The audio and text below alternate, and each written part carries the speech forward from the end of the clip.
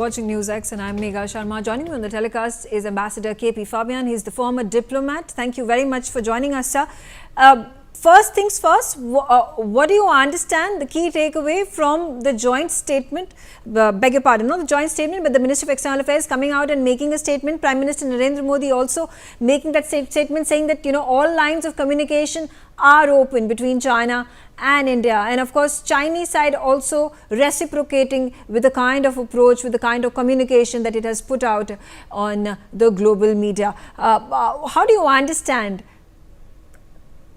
Well, this is certainly a most welcome development. India and China are the two giants in Asia, and it is not good that they do not communicate, that they do not have good neighborly relations. So this is, that a few days ago, there was agreement about patrolling and also about disengagement. Of course, I should say that I did notice, and others also might have, that the Chinese statement said about the terms of the agreement. They didn't specify what exactly was agreed upon, but that is their style. All that I would say is that it is good that the two leaders met after 5 years.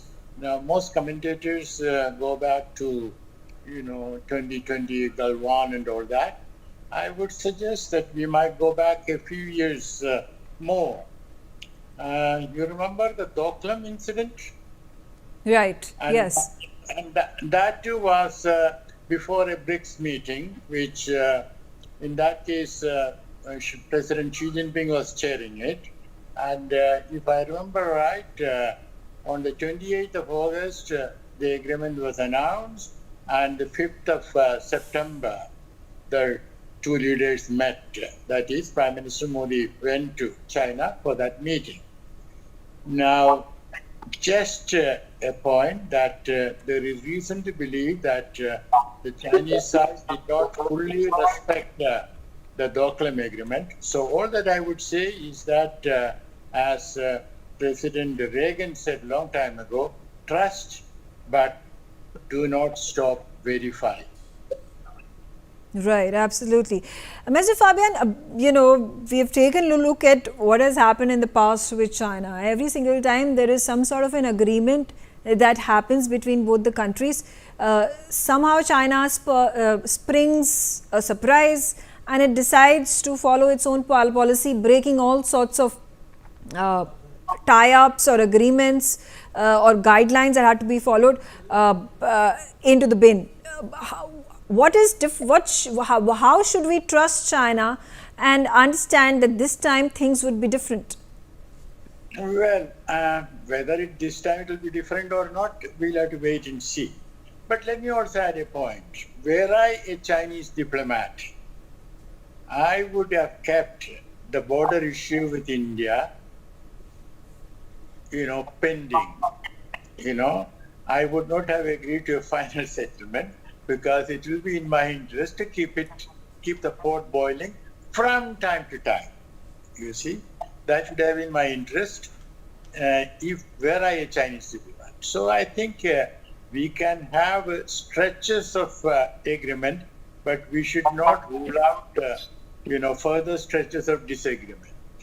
And in this case, China also was keen to have an agreement because, China's economy, of course, much larger than that of India. It has its own problems, property market and falling consumer confidence. And of course, China also has increasing problems with the West, whether it's about electrical cars or other things, So it is in China's interest also to have a certain, what shall I say, rapprochement with India. But as I said, we should not lull into believing that, this is the beginning of a permanent, sort of period of peace and tranquility and full-throated cooperation with China. No, it has to go step by step. Yeah, but since you've spoken about how there are internal conflicts, a flailing economy that China at this point of time is trying to figure out, trying to bring about some sort of a semblance of normalcy.